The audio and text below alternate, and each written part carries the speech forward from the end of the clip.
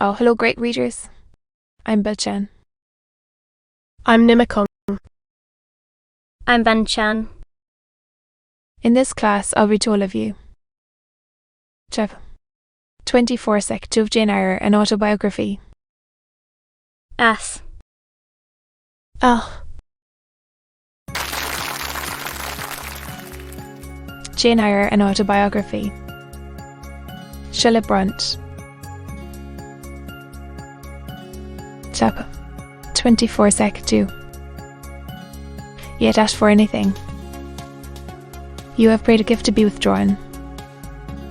Then, so, have the goodness to gratify my curiosity. He looked disturbed. What? He said hastily. Curiosity is a dangerous petition. There can be no danger in complying with this. All right. Jane. But I wish that instead of a mere inquiry into, perhaps, a secret. Anne. King Asterius. What do I want with half your estate? Do you think I am a usurer? Seeking good investment in land? Would much rather have all your confidence. That is worth having. Jane. But for God's sake. Useless burden. Why not? Sir. Must she like to be conquered? And how pleasant over persuasion is to you. Don't you think I had better take advantage of the confishing? To any such experiment. Encourage. Presume. Is it, sir? Sin given. How stern you look now. Thick as my finger. And your forehead resembles what? Poetry. I once saw styled. So, if that will be your married look. A Christian. Or Salamander. But what had you to ask?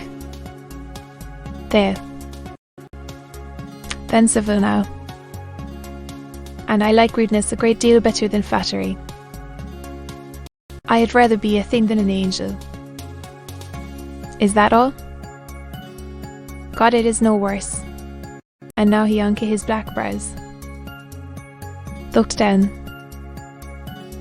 smiling at me, and stroked my hair. Seeing a danger averted. I think I may confess, he continued. I should make you a little indignant. You can be when you are indignant. Night. When you mutinied against fate, and claimed your rank as my equal. Janet. By the by. Of course I did. You please. Well, I think courtship of Miss Ingram. To render you as madly in love with me as I was with you. Excellent. Finger. Did you think nothing of Miss Ingram's feelings? Enona pride. And that needs humbling. Were you jealous? Never mind. Weste. Rochester. It is in no way interesting to you to know that. Answer me truly once more. From your dishonest coquetry? Impossible, when I told you how she, on the contrary, deserted me. The idea of my insolvency cooled, or rather extinguished. You have a curious, designing mind. Wiste. Rochester. Never trained. Jane. Once again. Seriously. Could that has been vouchsafed to me? That you may. Out. For me as also far I lay that pleasant unction to my soul. Jane. I turned my lips to the hand that lay on my shoulder. Express. As something more, he said presently. It is my delight to be entreated. I was again ready with my request. Communicate your intentions to Miss Fairfax, sir, she saw. Me with you last night in the hall, and she was shocked. Give her some explanation before I see her again. Go to your room. And put on your bonnet, he replied. You'd accompany me to Mucklecote. This morning, Drive, I will enlighten the old lady's understanding. Did she think, Janet, you had given world for love? Forgotten my station and yours station. Station. Your station is in my heart, and on the necks of those who would insult you. First, and when I heard Mr. Rochester quit Miles Fairfax's parlour, I hurried down to it. A scripture lesson for the day. Her Bible lay open before her, her spectacles were upon it. Her occupation, suspended by Mr. Rochester's announcement, seemed now forgotten, her eyes fixed on the blank wall opposite, expressed the surprise of a quiet mind stirred by unwonted tidings. Seeing me, she roused Joseph. She made a sort of effort to smile. Few words of congratulation, but the smile expired, abandoned, unfinished. She put up her spectacles, shut the Bible, her chair back from the table. I feel so astonished, she began, know what to say to. You, Miss Eyre. Dreaming, have I, and fancy things that have never happened. Once when I have been in a doze. That my dear husband, died 15 years since, has come an end. Sat down beside me, that I have even heard him call me by my name as he used to do. Now true that Mr. Rochester has asked you to marry him. Then, but I really thought he came in here 5 minutes ago, has said the same thing to me, I replied. He has. She looked at me bewildered. I could never have thought it. Is a proud man. All the Rochesters were proud, and his father at least. Like money, he too has always been called careful. She surveyed my whole person, there found no charm powerful enough to solve the enigma. It passes me, she continued, but no doubt it is true since you say so. And sir, I cannot tell. I really don't know. Fortune is often advisable in such cases, in your ages. No, indeed, Miss Fairfax, exclaimed I, nettled. He is nothing like my father. No one who saw us together would suppose it for an instant. Wiste. Rochester looks as young, and is as young you, she asked. I was so hurt by her coldness and scepticism, tears rose to my eyes. I am sorry to grieve you, proceeded the widow, but you are so and so little acquainted with men to put you on your thou art. Why am I a monster? I said, impossible that, Mr. No, you are very well of late, and Mr. Rochester, I dare say, is fond of you. I have always noticed that you were a sort of pet of his. There are times when, for your sake, it is marked preference, and I wished to put you on your guard, but I did not like to suggest even the possibility of wrong.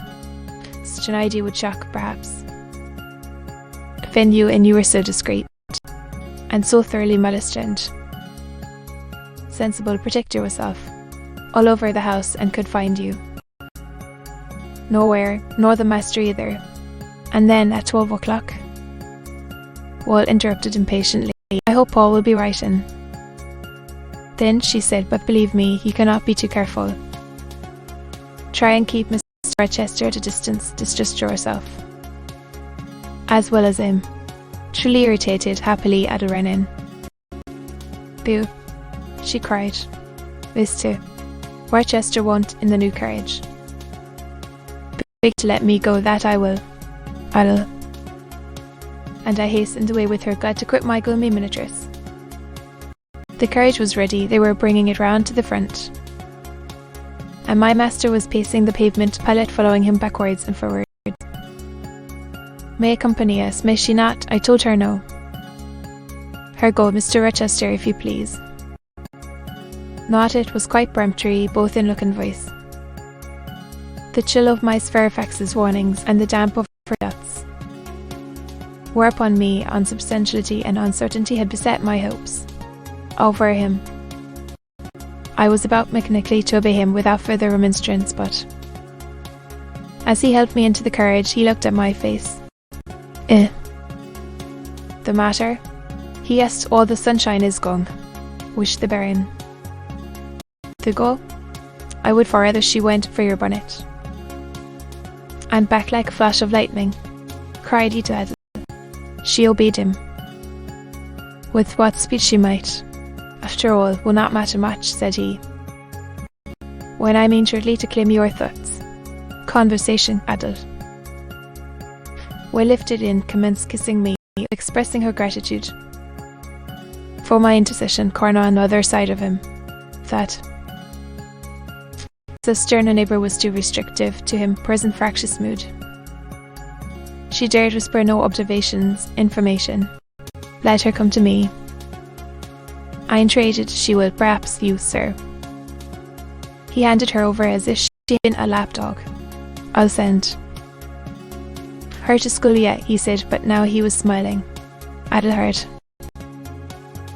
Yes, he replied, absolutely sends Mademoiselle to take Mademoiselle to the moon, one of the fellows among the volcano tops there. She will have nothing to eat, you will starve her, observed Edel.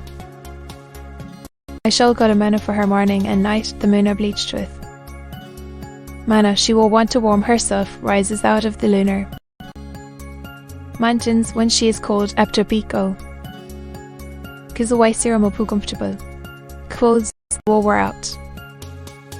Mr. Rochester professed to be puzzled. Said he. What would you do, Adele? An expedient. How would a white or a pink cloud answer for a gown? I think. She is far better as she is, concluded Adele after musing some time. Besides, you in the moon. If I were Mademoiselle. She has consented, you can't get her there, there is no. Word to the moon is a lair Adele Gates. And bowling widely along the smooth road to Mulcote was well laid by there. Thunderstorm and timber trees on each side, the sun green and rain refreshed. In that field, Adele helped me to make hay in the orchard. Meadows and tied with raking swaths, I sat down to rest me on a stile and the right out a little bookend. A pencil write about a misfortune that befell me long ago for happy. Days to come I was writing away very fast, was fading from the leaf yard of me. I looked at it, a veil of gossamer on its head. I beckoned it to come near me. It stood seen at my knee. I never spoke to it, it never spoke to me in words, but I read its eyes. And it read mine, and our speechless colloquy was to this effect. A fairy, and come from Uffland, is said to make me happy to a lonely place such as the moon her horn, rising over hay hills, over vale where we might live. I said I should like to go, but reminded it, as you did me. Oh, returned the fairy, that does not signify. We'll remove all difficulties, and she held out a dirty gold ring. She said, on the fourth finger of my left hand, yours, and you are mine, and we shall leave earth or in heaven yonder. She nodded. Again at the moon. The ring that To be continued.